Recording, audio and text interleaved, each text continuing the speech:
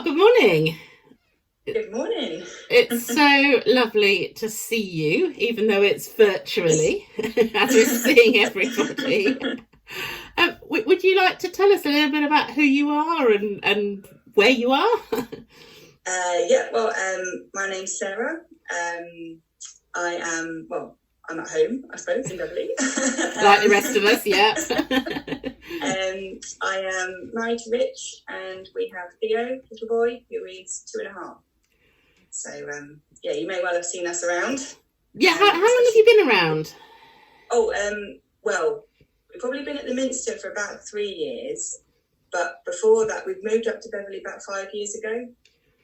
And then we were going to St Peter's at Rowley because we got married there in 2016. Oh, brilliant. And it was after that we were sort of looking around for another church, a bit closer, not quite such a trip out. Yeah. But it's a lovely church. And we came to the Minster and we felt very welcomed and have been coming when we can ever since. Brilliant. Now, there might be some people who are watching this who are sort of saying, we haven't seen Sarah that much at the Minster. And there's a good reason for that, isn't it? Do you want to tell us a bit more about your situation?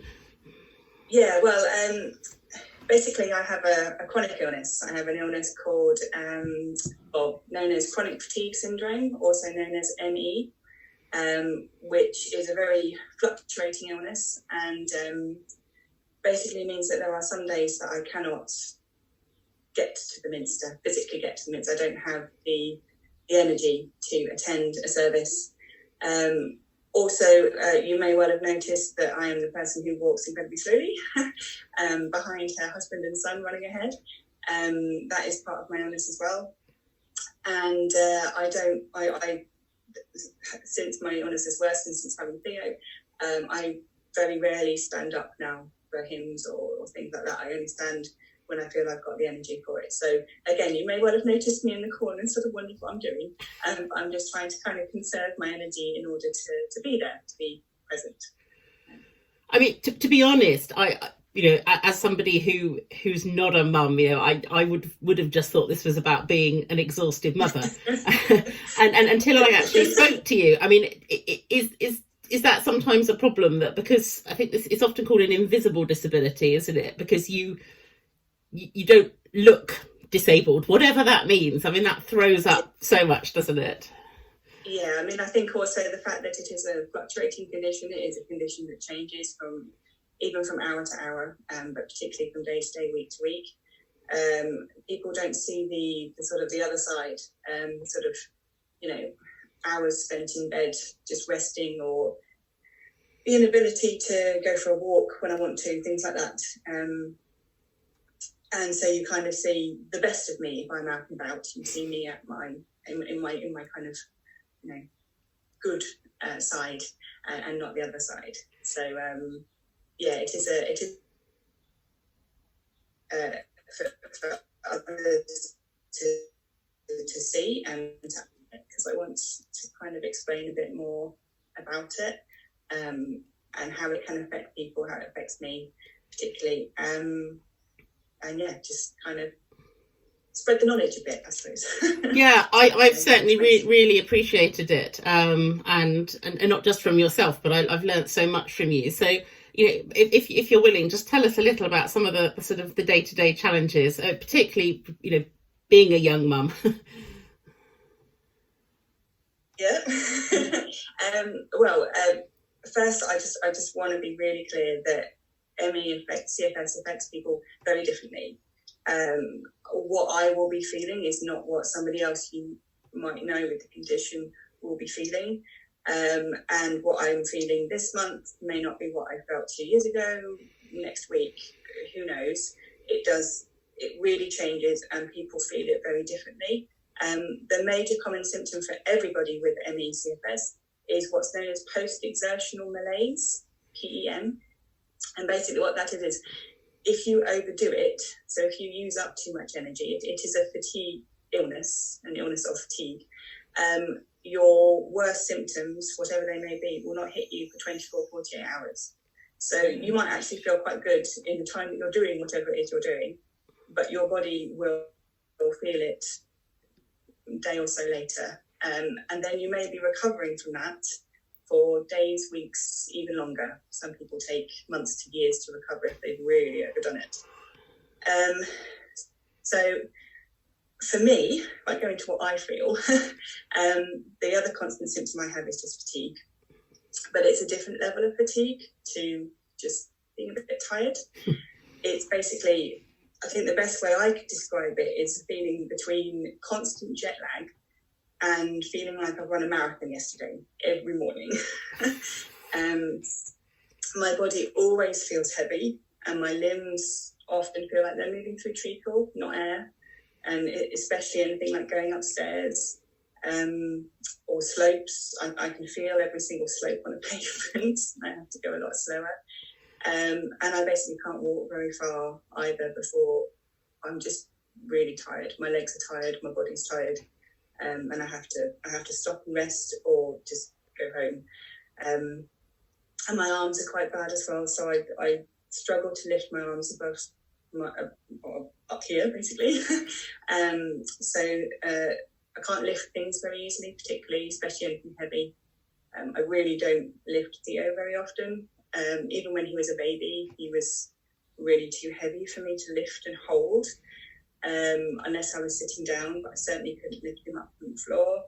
The only times I do now is in kind of danger situations. I have to carry him away, which is when the adrenaline kicks in, and and then I pay for it, with the PEM sort of the day after or the day after that, and my arms really hurt. But I really struggle with sort of things like washing my hair, because it's holding your arms above your head for a long time. So just kind of simple things like that can be, putting things away in the cupboards, actually quite a challenge for me, and will drain me of energy and hurt. Before I had Theo, I didn't actually have that pain, because pain can be a symptom of ME as well. But having had him, I'm not able to do the kind of pacing and the resting that I was doing to keep my illness under control. So now I get the pain as well, which is lovely. Fatigue and pain together. And again, this isn't, well, for me particularly, it's not like a normal pain. It's kind of like a constant ache. And if it kind of feels like it's real deep inside my bones, and then if I overdo it, it will spread further and spread like to my muscles and sort of a bit further outwards, basically. But it's pretty much always there, and I don't seem to be affected by ibuprofen or paracetamol. That doesn't seem to really even take the edge off sometimes. Again, it's just a question of kind of living through it. Hot and cold does seem to help. You kind of alternate those two together. But what I've been told is that the pain in ME is basically, it's your brain feeling it as pain, whereas somebody else might just feel that their muscles are a bit tired. They might just feel a bit achy, like they've done something, quite good. They've done something good in their body. But in our brains, the brain upregulates it and feels pain. So nothing actually is happening in your muscles or your joints any different to a normal person, but your brain feels it differently and feels it as pain. And I've understood in the past from friends that sort of sometimes that particular concept can lead to people sort of saying, oh, it's just in your head, you should just push through.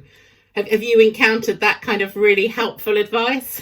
Oh, yes, I have. And it's certainly not. Trust me, as someone who has also suffered from depression and has had over a decade of therapy with regards to that, it does not help me. It helps you deal with the fact that you have a chronic illness and that your life has changed, and the grief for what you have lost, which is not just your health, it's all kinds of other bits and pieces it affects as well. But it doesn't help the actual symptoms. There are things going on in my brain.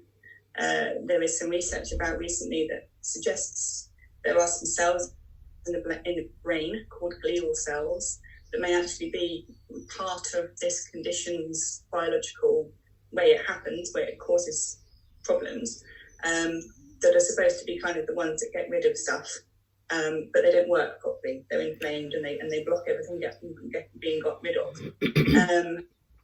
So whether that is, part of the issue, who knows? Yet, yeah. So to some extent it could be in my brain, but it's certainly not psychological. No, absolutely. And actually, it'd be great to have a conversation with you and with others another day about the whole mental health side, because I'm already realizing there's a lot of echoes. Although I think what's really important is for this to be named for what it is, because you understand this and depression, and they're not the same. Yeah, and I think for me, one of the biggest issues that caused my ME to get worse was being treated as depression for about 6 years when I started having the symptoms. And it was only after 6 years that a psychiatrist said to me, a different psychiatrist, actually, no, you haven't got depression anymore, that's controlled, you've got ME. And it's a very, very different way of treating it. It's depression, you go out, you have exercise, makes you feel better. ME, you can go out and exercise, makes you feel a hell of a lot worse. It makes you feel a lot better. It's all right. I imagine sometimes you need to use some language. It's yeah. So but there are some other symptoms, if I could just go into those as well. Yeah, absolutely. Again, I think big issues for me is there are cognitive effects of ME CFS. So one thing called brain fog, which is basically it does what it says on the tin. It's really hard to find what you're thinking of, find your thought. Basically, your head feels fuzzy, it feels not clear at all. Poor memory and concentration, and I have major issues with another one, which is word finding.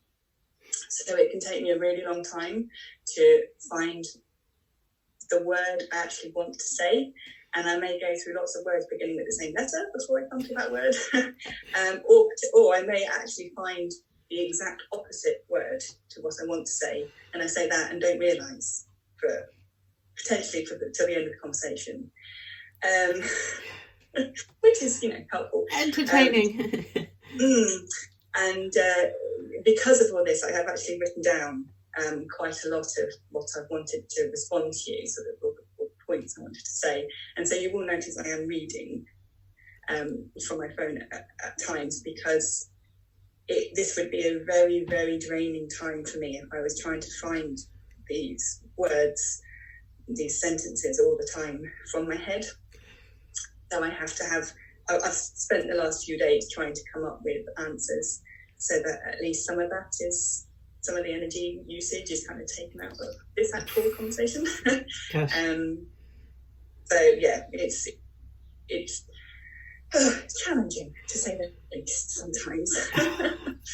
Absolutely. No, well, we so appreciate, this opportunity to learn from you. And one of the things that we're all going to be thinking about in the next few months in this sort of how do we come out of lockdown, and of course that applies to us as a church. And I just wondered if you've got any things to sort of say to us as a church collectively, or perhaps to individuals that thinking of people with invisible illnesses, particularly this month, CFS, ME, that might just make that tiny difference that makes a huge difference.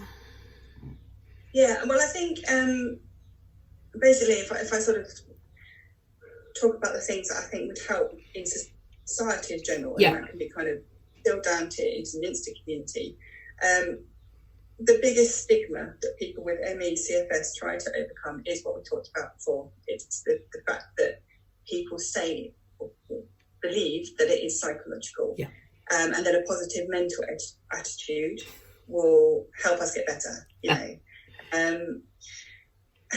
only. We understand where people are coming from with this, but it's actually quite hurtful, because it kind of implies you haven't tried hard enough, or you want to be this way. Trust me, none of us want to be this way. Most of us have actually come from a background of having a real alpha personality. We've been very busy people. We've been perfectionists. We've been juggling all kinds of plates. So to suffer from such a debilitating condition, which restricts you in all kinds of ways, is actually the last place we would have wanted to be. And they will already have tried anything and everything to get better. So basically, if you do want to help someone, just accept that what they're saying is true, however much they may look fine, and, more, inverted commas, and just basically offer them sympathy. MS was another misunderstood illness a few decades ago, and now people seem to understand that and be sympathetic to that. And basically, I would like to see ME being kind of as sympathised with, for want of a better word, I can't quite find the word. It is an illness which will be understood, just maybe in another few decades. We are getting there. But at the time, it would be helpful if people just were like, oh, goodness, you've got this chronic illness, that must be really tough, and just kind of listen, understand, empathise.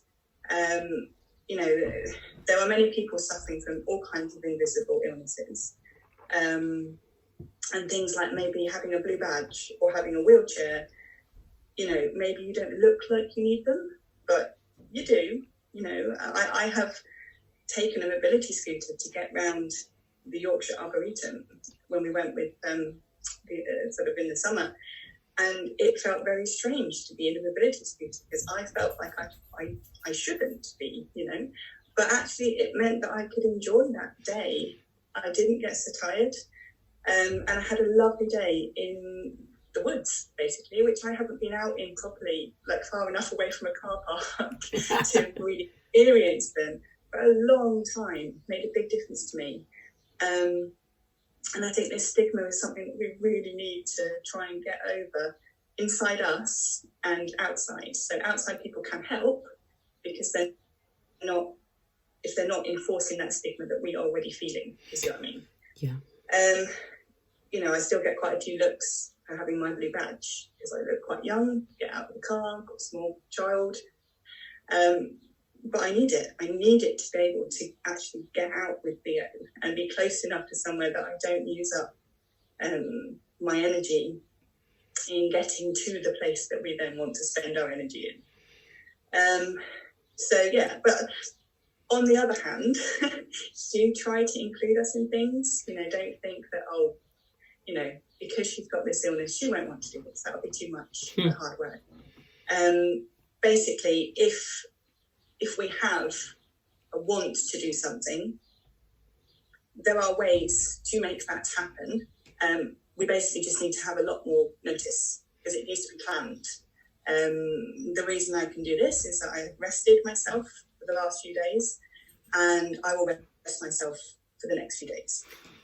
I won't be doing extra activities in order to be able to do this conversation with you, which is using up kind of mental energy, social energy, physical energy, because I'm sitting up, I've not got my legs up, all that kind of thing. It is using up energy, but I want to do it. I want to actually,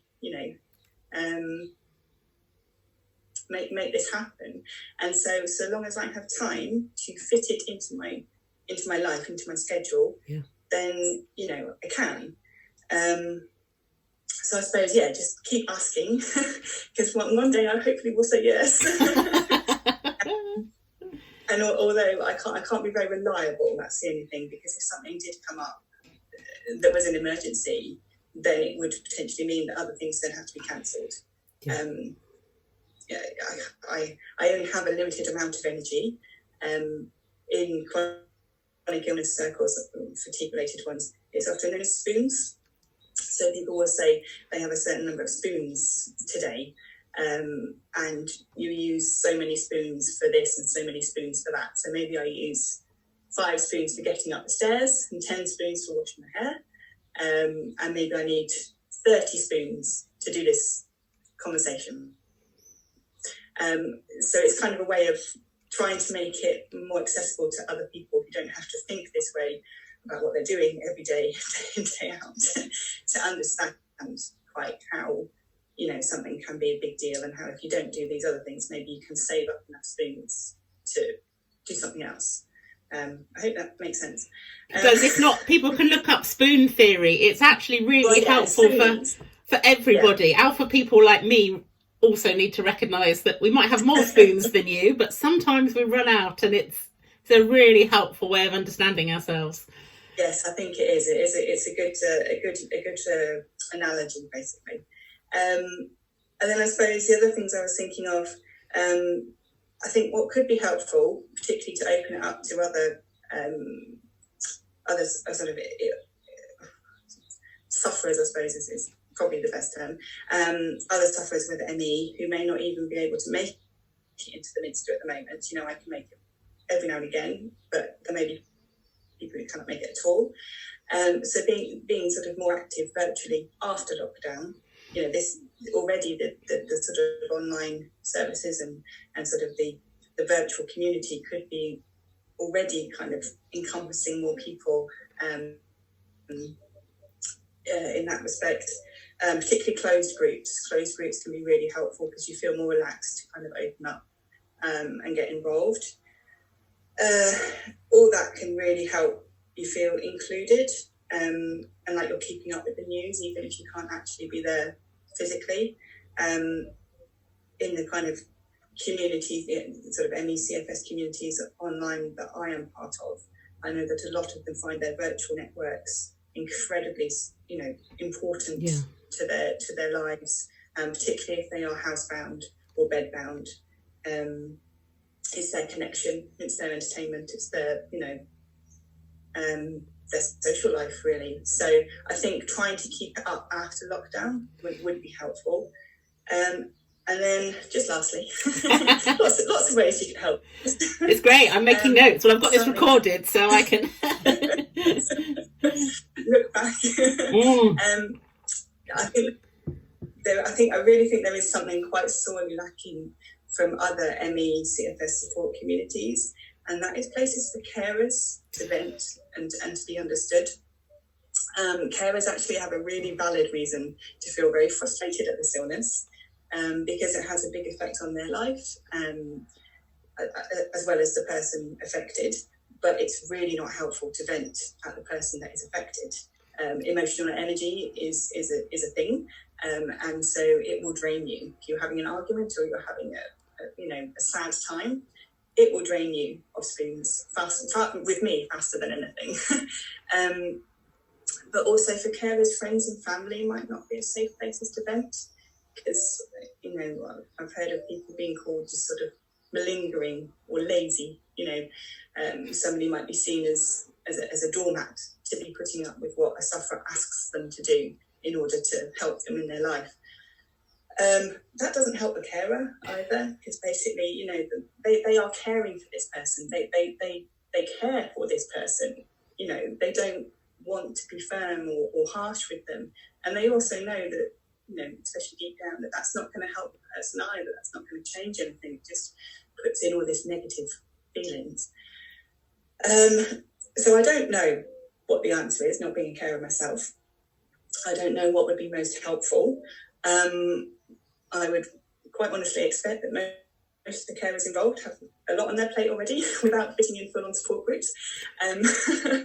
But maybe if members of the community who know someone in this kind of caring position, especially if it is an invisible or misunderstood illness like ME or CFS, could just keep a check on them, check on these people, demonstrate their understanding and support for this extra burden in their life, then at least those people could feel noticed and validated, and that could help. That there is a lot of relief comes from people accepting that what you're living through is tough. Yeah. And it's no fault of your own. You haven't asked for it, you haven't chosen it. It's just what you've got to deal with, and people just accepting that and being, understanding can actually be really, really helpful. I understand that Rich is very receptive to being bought a beer. Is that true? Oh yes, definitely. All beer is gratefully accepted at our house. I was also really struck actually by the fact that Rich, and I'd only just connected this during this conversation, that Rich is a long distance runner. And I wonder if that in a sense gives him a sense of understanding, you know, an empathy in terms of what he chooses to do to his limbs. Gives him a little glimpse of actually what yours feel like quite a lot of the time. Possibly, yes. I'm actually asking that. Yeah, it just struck me, but it's also great, I guess, that he has that outlet, and you know, I know you two work really hard to you know, he's not just your carer, is he? He's your husband, and he's husband and father first and foremost. I try and you know, keep the carer side of it to a minimum as best I can. You know, I prefer is probably not the right word, but outside help. I'm happy to ask for outside help. We have quite a lot of outside help, particularly with looking after Theo, because unfortunately, you know, I can't work at the job I trained at, and I still can't be a stay-at-home mum. So a lot of outside help in our case is necessary. It's needed, and I hope that all that does take some of the burden off Rich as well. You know,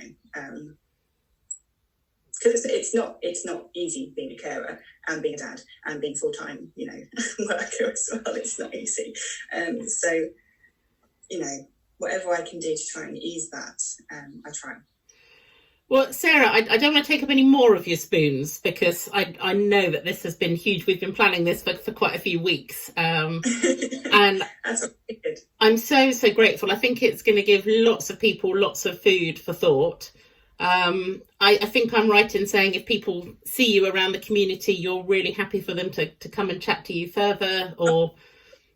Yeah, I have a bad habit of not actually catching people's eyes. So when I'm walking about, so I'm not blanking anybody. I'm very happy for people to say hello, but I won't necessarily notice it's you walking past me and that I know who you are. So please do say hello to me, because I won't say hello to you most likely. And I guess again, if people contact you, you know, you will respond when you have the spoons for it, and that's all part of perhaps starting a new way of conversing, and. Because I'm sure this is going to resonate for a lot of people in a lot of different ways. I'm very happy to hear from people, but it does depend on how many people get in touch as to how quickly I will be able to respond. Messaging, sorting out the as you can probably tell, sorting out the words can take me sometimes quite a while, even if it's written down. So just don't expect anything quickly, but I will get back to you. This has been absolutely incredible, and this is going to go out on Sunday when we're talking about Jesus's ascension. And for me, the thing that most strikes me about that is the fact that Jesus descended as a disabled man. You know, his body had been broken, his limbs had been, you know, forced through. The nail holes were still there. You know, Thomas got to touch them. And there's something I find incredibly powerful about the fact that. Jesus embodied what we're talking about. It's that he went to heaven as a disabled person. There's something incredibly, for me, beautiful and empowering about that as an image, and one who knew what it was to have limbs that absolutely don't work, and that was his glory.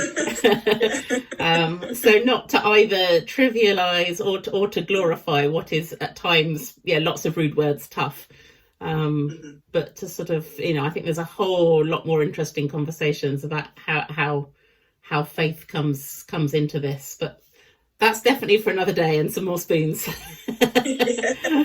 So Sarah, thank you so much indeed. It's been an absolute joy.